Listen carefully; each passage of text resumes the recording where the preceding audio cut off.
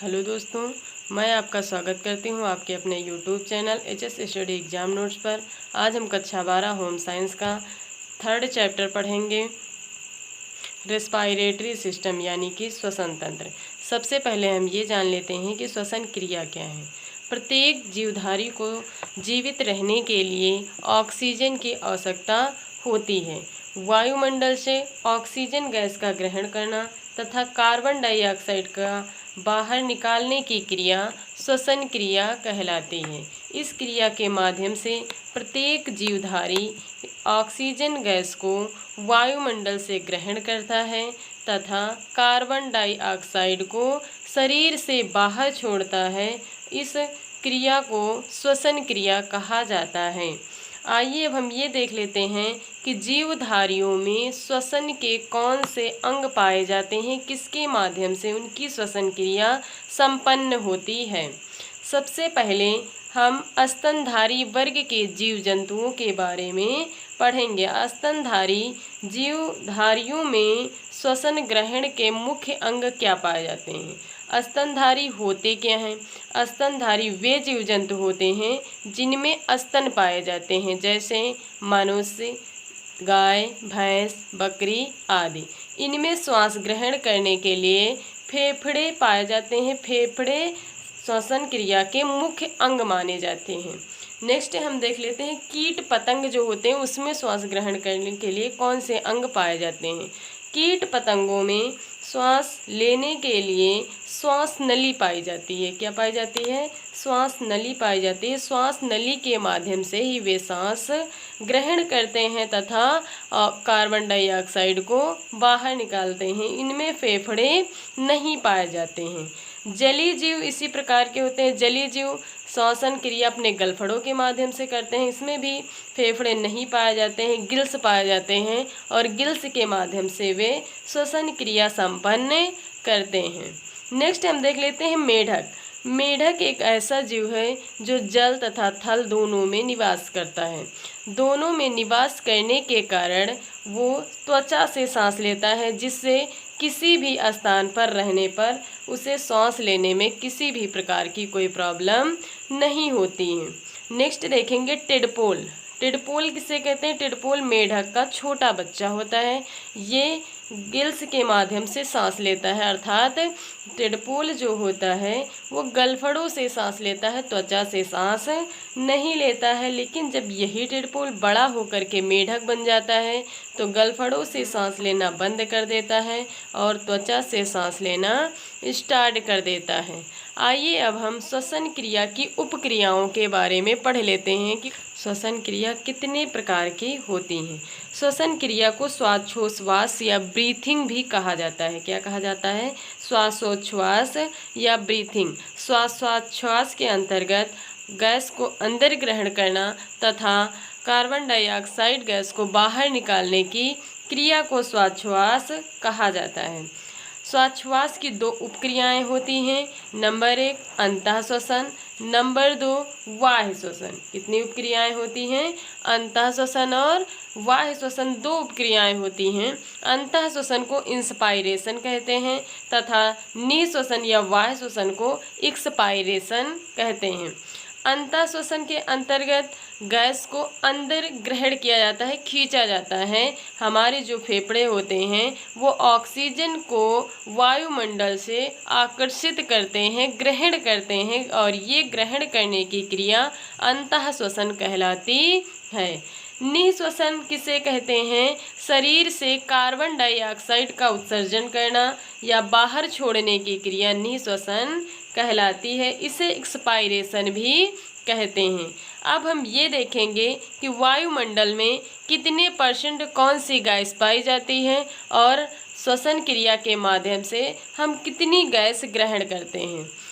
अंतः श्वसन के अंतर्गत जो हम ग्रहण करते हैं उन गैसों का शेड्यूल पहले देखेंगे। तो नाइट्रोजन हमारे वायुमंडल में कितनी पाई जाती है? 78% पाई जाती है और श्वसन क्रिया के माध्यम से हम 78% ग्रहण करते हैं। ऑक्सीजन कितनी पाई जाती है? 21%। ऑक्सीजन का वायुमंडल में प्रतिशत कितना होता है? 21 होता है। इसे एक सक्रिय गैस भी माना जाता है क्योंकि प्रत्येक जीवधारी का जीवन इसी पे डिपेंड होता है। नेक्स्ट है कार्बन डाइऑक्साइड। कार्बन डाइऑक्साइड वायुमंडल में 0.03% पाई जाती है। इस प्रकार हम इन सभी गैसों को श्वसन की क्रिया के माध्यम से ग्रहण करते हैं। अब हम ये देख लेते हैं कि एक्सपायरेशन में कितनी गैस उत्सर्जित करते हैं, अर्थात श्वसन क्रिया में जब शरीर से कार्बन डाइऑक्साइड बाहर निकलती है तो उसके साथ साथ कौन कौन सी गैसें बाहर निकलती हैं। हमने ग्रहण क्या किया था? नाइट्रोजन कितने परसेंट? 78%। नाइट्रोजन हमने वायुमंडल से 78% ग्रहण किया था और 78% का उत्सर्जन हो जाता है क्योंकि हमारे शरीर में जो नाइट्रोजन का कार्य होता है वो शरीर हमारा प्रोटीन के माध्यम से स्वतः उत्पन्न कर लेता है, इसलिए हमें बाहरी नाइट्रोजन की आवश्यकता नहीं होती है। इसलिए पूरी नाइट्रोजन शरीर से बाहर निकाल दी जाती है। नेक्स्ट क्या है? ऑक्सीजन। ऑक्सीजन कितनी शरीर से बाहर निकाली जाती है? 17%। कितनी वापस होती है? 17%। ली हमने कितनी थी? 21%। 4% उपापचयी क्रियाओं के माध्यम से शरीर के अंदर व्यय हो जाती है तो इसका रेशियो बचता है 17%। उत्सर्जन हम कितना करते हैं? 17% का। कार्बन डाइऑक्साइड ये हम लेते हैं 0.3%, परंतु हमारे शरीर से 4% बाहर निकलती है। कितनी निकलती है? 4% बाहर निकलती है क्योंकि उपापचय क्रियाओं के बाद ऑक्सीजन जो है वो कार्बन डाइऑक्साइड में परिवर्तित हो जाती है। परिवर्तित होने के बाद इसका प्रतिशत बढ़ जाता है और वापस 4% शरीर से बाहर निकाल दी जाती है। कभी कभी पूछ लिया जाता है कि 1 मिनट में एक स्वस्थ मनुष्य कितनी बार सांस लेता है। तो आइए अब हम बात करते हैं कि एक मनुष्य 1 मिनट में कितनी बार सांस लेता है, श्वसन क्रिया करता है। एक स्वस्थ मनुष्य 1 मिनट में 12 से 15 बार श्वसन करता है। उसका रेशियो क्या होता है? 12 से 15 बार वो सांस लेता है। आइए दोस्तों, अब हम श्वसन क्रिया में भाग लेने वाले अंगों के बारे में जान लेते हैं कि कौन कौन से अंग हमारे श्वसन क्रिया में भाग लेते हैं। तो नंबर 1 नासा छिद्र। नासा छिद्र या नासा कपाट। नंबर 2 ग्रसनी, स्वर यंत्र, श्वास नली, श्वसनी, श्वसनिकाएँ, वायुकोश या फेफड़े। इतने अंग हमारी श्वसन क्रिया में भाग लेते हैं। प्रत्येक अंग का कार्य हम चित्र के माध्यम से समझते हैं और चित्र भी जान लेते हैं। श्वसन क्रिया का प्रथम अंग नासिका या नासा छिद्र को माना जाता है। हम जब सांस वायुमंडल से सांस को ग्रहण करते हैं तो नाक के माध्यम से सांस लेते हैं। नाक से सांस लेना अत्यंत लाभकारी होता है क्योंकि जब हम वायुमंडल से गैस ग्रहण करते हैं तो वायु के साथ साथ अनेक अशुद्धियाँ उसमें मिली हुई होती हैं। हमारी नाक के अंदर छोटे छोटे बाल पाए जाते हैं जो वायु की अशुद्धियों को रोक लेते हैं और अंदर शुद्ध वायु को प्रवेश करने देते हैं। उसके बाद नासिका या नासा छिद्र से वायु हमारी कहाँ पे पहुँचती है? नासा कपाट पर। जो नाक के ऊपर मोटी हड्डी होती है उसे हम क्या कहते हैं? नासा कपाट कहते हैं। नासा कपाट से एक तरल चिपचिपा द्रव्य निकलता है जिसको क्या कहा जाता है? लाइसोजाइम कहा जाता है। ये लाइसोजाइम एंजाइम होता है। इसका मुख्य कार्य क्या होता है? वायरस और बैक्टीरिया का नाश करना। जब हमारी वायु नासा कपाट पर पहुंचती है तो कुछ अशुद्धियां ऐसी रह जाती हैं जो नाक के बाल रोकने में असमर्थ होते हैं। उन अशुद्धियों को लाइसोजाइम अपने में चिपका लेता है तथा उसमें जो वायरस और बैक्टीरिया पाए जाते हैं उनको नष्ट कर देता है। अंदर ये शुद्ध वायु को प्रवेश करने देता है। उसके बाद हमारी वायु कहाँ जाती है? ग्रसनी में जाती है। ग्रसनी के बाद स्वर यंत्र में जाती है। ग्रसनी से होते हुए स्वर यंत्र तक पहुँचते हैं। स्वर यंत्र हमारे गले में पाया जाता है। जब हम किसी कारणवश नाक की बजाय मुंह से सांस लेने लगते हैं तो अशुद्ध वायु हमारे मुख से गले में पहुंच जाती है। स्वर यंत्र ग्रसनी तक पहुंच जाती है। गले में भी एक एंजाइम निकलता है, एक पदार्थ निकलता है जो वायु की अशुद्धियों को नष्ट कर देता है। उसके बाद हमारी वायु श्वास नली के माध्यम से कहाँ पे जाती है? श्वसनी में जाती है। स्वर यंत्र के पास एक उपास्थि का बना हुआ ढक्कन लगा होता है जिसे एपीग्लॉटिस कहते हैं। क्या कहते हैं? एपीग्लॉटिस कहते हैं। एपीग्लॉटिस क्या है? एपीग्लॉटिस श्वास नली तथा ग्रास नली को विभाजित करने के लिए पाया जाता है। इसका मुख्य कार्य क्या होता है? श्वास नली तथा ग्रास नली को विभाजित करना। जब हम श्वास लेते हैं तो एपीग्लॉटिस ग्रास नली को क्लोज कर देता है तथा जब हम भोजन ग्रहण करते हैं तो ये श्वास नली को क्लोज कर देता है, जिससे भोजन श्वास नली में जाने ना पाए। उसके बाद हमारी वायु श्वास नली में पहुंचती है और श्वास नली से रास्ता लेकर के ये कहाँ जाती है? श्वसनी में जाती है। जहाँ पर श्वास नली दो भागों में बढ़ जाती है उसे हम क्या कहते हैं? श्वसनी कहते हैं। श्वास नली जहाँ पर दो भागों में बढ़ जाती है उसे हम क्या कहते हैं? श्वसनी कहते हैं। एक हिस्सा इसका लेफ्ट साइड फेफड़े में चला जाता है और दूसरा हिस्सा राइट वाले फेफड़े में चला जाता है। उसके बाद ये जो वायु श्वसनी के माध्यम से आई है ये श्वसनिकाओं में फैल जाती है। ये जो अंदर की संरचनाएं दिखाई दे रही हैं इसे हम क्या कहते हैं? श्वसनिकाएं कहते हैं। क्या कहते हैं? श्वसनिकाएं कहते हैं। श्वसनिकाओं में वायु पहुँचते ही पूरे फेफड़ों में फैल जाती है। श्वसनिकाओं के माध्यम से वायु कोषों तक पहुँचती है और वायु कोषों में वायु स्टोर हो जाती है। वायु कोष क्या करते हैं? वायु को स्टोर कर लेते हैं।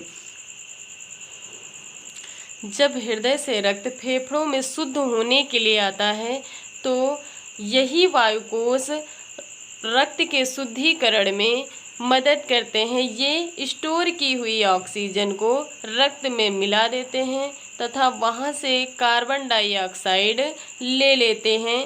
इस ऑक्सीकरण की क्रिया में रक्त में पाया जाने वाला जो हीमोग्लोबिन नामक तत्व होता है वो मदद करता है। सब ऑक्सीकरण में मुख्य कार्य हीमोग्लोबिन नामक तत्व करता है। ये रक्त में ऑक्सीजन का ऑक्सीकरण कर लेता है तथा कार्बन डाइऑक्साइड को वायु कोषों में छोड़ देता है।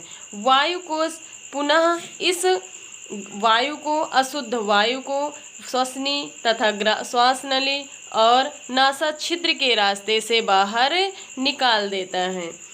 ये क्रिया कहाँ संपन्न होती है? फेफड़ों में संपन्न होती है। फेफड़े श्वसन क्रिया के मुख्य अंग माने जाते हैं। ये संख्या में 2 होते हैं। इनकी संरचना स्पंजी होती है। रंग गाढ़ा भूरा या स्लेटी होता है। श्वसन क्रिया में सहयोग कौन देता है? ये डायाफ्राम देता है। ये जो नीचे फेफड़ों के नीचे संरचना ये दिखाई दे रही है इसे हम क्या कहते हैं? डायाफ्राम कहते हैं। ये फेफड़ों के संकुचन तथा विमोचन में मदद करता है। जब हम सांस को ग्रहण करते हैं तो हमारे फेफड़े फूल जाते हैं और डायाफ्राम नीचे की ओर बढ़ जाता है तथा जब कार्बन डाइऑक्साइड का उत्सर्जन करते हैं तो यही डायाफ्राम नीचे से प्रेशर दे करके कार्बन डाइऑक्साइड को शरीर से बाहर निकालने में मदद करता है। यदि किसी कारणवश डायाफ्राम टूट जाए या कार्य करना बंद कर दे, खासकर यदि चोट लग जाए या गर्भावस्था के दौरान डायाफ्राम कार्य करना बंद कर देता है, उस कंडीशन में डायाफ्राम का कार्य हमारी पसलियाँ करती है। जो नीचे की 11वीं व 12वीं पसलियाँ पाई जाती हैं वो श्वसन क्रिया में मदद करती हैं, फेफड़ों के संकुचन तथा विमोचन में मदद करती हैं। अब हम देख लेते हैं फेफड़ों के ऊपर जो झिल्ली पाई जाती है, जो पतला आवरण पाया जाता है उसे क्या कहते हैं? तो फेफड़ों के ऊपर जो पतली झिल्ली का आवरण पाया जाता है उसे हम प्लूरा कहते हैं। क्या कहते हैं? प्लूरा या फुफ्फुसा आवरण कहते हैं।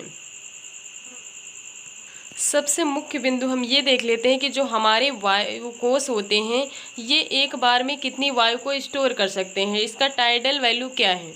वायु कोष एक बार में कितनी वायु को स्टोर कर सकते हैं? तो हमारे जो वायु कोष हैं वो एक बार में 500 ml वायु को स्टोर कर सकते हैं। कितनी वायु को स्टोर कर सकते हैं? 500 ml वायु को स्टोर कर सकते हैं। आई होप ये वीडियो समझ में आ गया होगा। अगर वीडियो आपको अच्छा लगा हो तो please like, share and subscribe कर दें। धन्यवाद।